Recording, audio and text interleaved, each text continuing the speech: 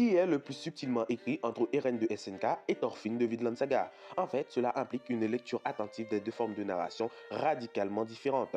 L'une axée sur la tragédie mythique et le déterminisme, avec Eren, et l'autre sur la philosophie du devenir humain et de la paix intérieure de Thorfinn. Dans un premier temps, l'architecture narrative de Eren est une écriture en boucle, prophétique et déshumanisée. Eren est un personnage symbole, construit comme une figure mythique à la croisée de Dib et de Prométhée. Sa trajectoire est celle d'un destin qui se referme sur lui-même.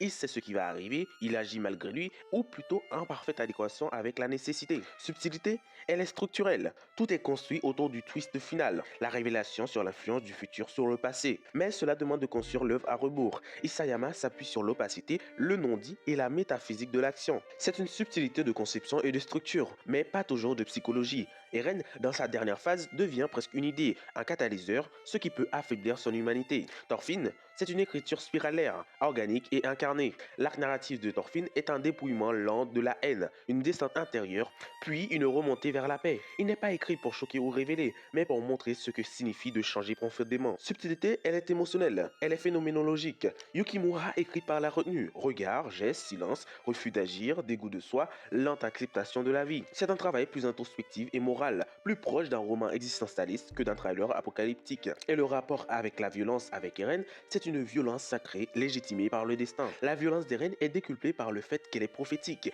Il agit parce qu'il doit agir même s'il en souffre. Il incarne le paradoxe tragique du héros contraint de devenir un monstre pour libérer les siens. C'est fort, mais ce n'est pas subtil, c'est écrasant, inéluctable. Mais pour Thorfinn, c'est une violence repoussée, déconstruite. Et là où Eren justifie la destruction, Thorfinn fait l'inverse. Il se vide de sa haine, rejette le combat, cherche une voie d'amour. La subtilité ici, c'est qu'on le voit échouer, tomber, douter. Il n'est pas lisse, il n'est pas glorieux. Il est humainement contradictoire. Yukimura ose montrer le chemin ardu vers une éthique de renoncement. Mais la conception de liberté et du destin d'Eren fait de lui un prisonnier du libre arbitre. Le twist final montre qu'Eren a choisi parce qu'il a vu qu'il avait déjà choisi. C'est le paradoxe du libre arbitre piégé par la préscience. Isayama construit un personnage qui incarne une critique de la liberté. C'est puissant, mais abstrait, presque mathématique. Eren est un pion divin. Thorfinn, c'est la longue conquête du choix réel. Lui, il gagne sa liberté en renonçant à la vengeance, en refusant de tuer, en quittant les cycles. Cinématographiquement, ce choix n'est pas spectaculaire, il est presque invisible, mais il est pleinement libre, conquis à la sueur du cœur. C'est le plus subtil, on n'assiste pas à une explosion narrative,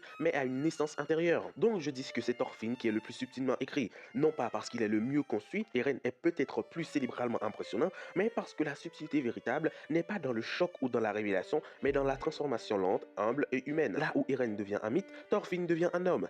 Et c'est dans cette humanisation progressive que réside la plus grande finesse d'écriture de Thorfinn. Bref, abonnez-vous et likez la vidéo et n'hésitez pas à me dire la prochaine comparaison que je dois faire.